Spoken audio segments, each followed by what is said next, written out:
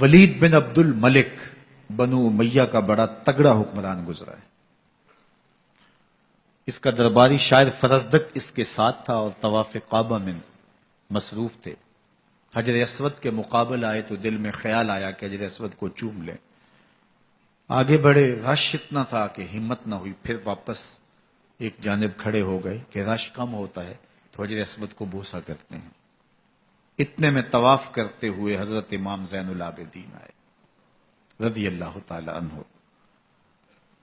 حجر اسود کے مقابل ایک لمحے کا توقف کیا، لوگوں نے راہیں چھوڑ دیں، آگے بڑھے، حجر اسود کو بوسہ کیا، آگے بڑھ گئے۔ ولید کو بڑا غصہ آیا کہ لوگوں نے میرے لیے تو راستہ ہی نہیں چھوڑا اور میں بادشاہ وقت ہوں، اور امام زین العابدین کے لیے راہ کشادہ کر دی۔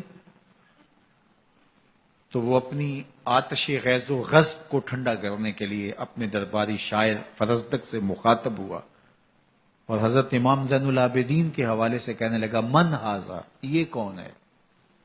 جب آپ کسی کو جانتے نہ ہوں تو پھر کسی کو کہیں کہ یہ کون ہے، کسی کے بارے میں کہیں تو آپ سمجھنے کے لیے کرتے ہیں، اور جب آپ کسی کو جانتے ہوں تو اس کے بارے میں کہیں یہ کون ہے تو یہ اس کی تحقیر کے لیے ہوتا ہے، اس کو غیر اہم ثابت کرنے کے لیے ہوتا ہے۔ ہمارے پنجابی میں کہتے ہیں اے کون ہے، تو اس نے کہا من ھذا، یہ کون ہے؟ اب شاعر تو بادشاہ کی منشا سمجھتا تھا کہ بادشاہ چاہتا تھا کہ میری آتش غیظ و غضب کو ٹھنڈک پہنچاؤ، میرے اندر جو الاؤ آگ کے روشن ہیں ان کو ذرا ٹھنڈا کرو اور حضرت امام زین العابدین کی مذمت میں کچھ لکھو۔ لیکن فرزدق شاعر نے سوچا کہ میں جہنم کی آگ کیوں خریدوں، ساری زندگی شاہوں کی مدح خوانی کی ہے۔ تو جب بادشاہ نے کہا نا من ھذا، یہ کون ہے، تو فرزدق بادشاہ سے مخاطب ہو کے کہنے لگا، بادشاہ تو نہیں جانتا یہ کون ہے؟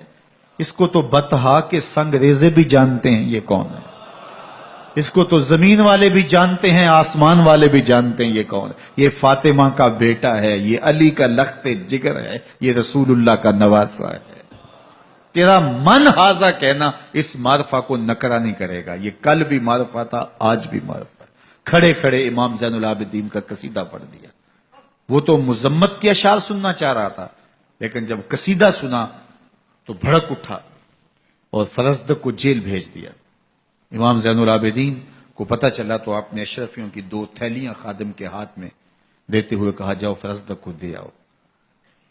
فرزدق کو جب تھیلیاں ملیں انہیں چوما، آنکھوں سے لگایا، پھر خادم کے ہاتھ میں واپس دیتے ہوئے کہا، حضرت امام زین العابدین کو میرا سلام دینا اور کہنا ساری زندگی ٹگوں پیسوں کے لیے شاعری کی ہے، یہ جو میں نے قصیدہ لکھا ہے آپ کے نانے کی شفاعت کے لیے لکھا ہے۔ جو دلوں کو فتح کر لے وہی فاتح زمانہ۔ یزید کا نام بھی مٹ گیا، حسین ابن علی کا نام آج بھی زندہ ہے، حسین ابن علی کا نام کل بھی زندہ ہو۔ تو یہ زندگی ہے۔ قاتلان حسین عبرت کا نشان بنے۔ جو بھی حضرت امام حسین کے قتل میں شریک ہوا، ابو عبیدہ مختار سقفی کے ذریعے سے کام لیا گیا اور وہ اپنے عبرت ناک انجام کو پہنچے۔ پیاسے رکھ رکھ کے ان کو تڑپا تڑپا کے مارا گیا، جس طرح انہوں نے اہل بیت کے ساتھ سلوک کیا تھا۔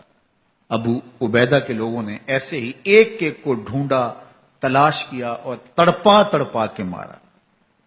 پیاس کی شدت میں سسکتے رہے پانی کو، لیکن ایک قطرہ آب نہیں دیا گیا کہ تم نے نواسہ رسول کے لیے پانی بند کیا، خاندان رسول کے لیے پانی بند کیا جو حوض کوثر کے وارث اور مالک ہیں۔ لیکن کوئی آنکھ ان پہ آنسو نہیں بہاتی کہ ان کو پیاسا رکھ کے مارا گیا، کوئی ان کا نوحہ نہیں پڑتا، کوئی ان کا ذکر نہیں کرتا۔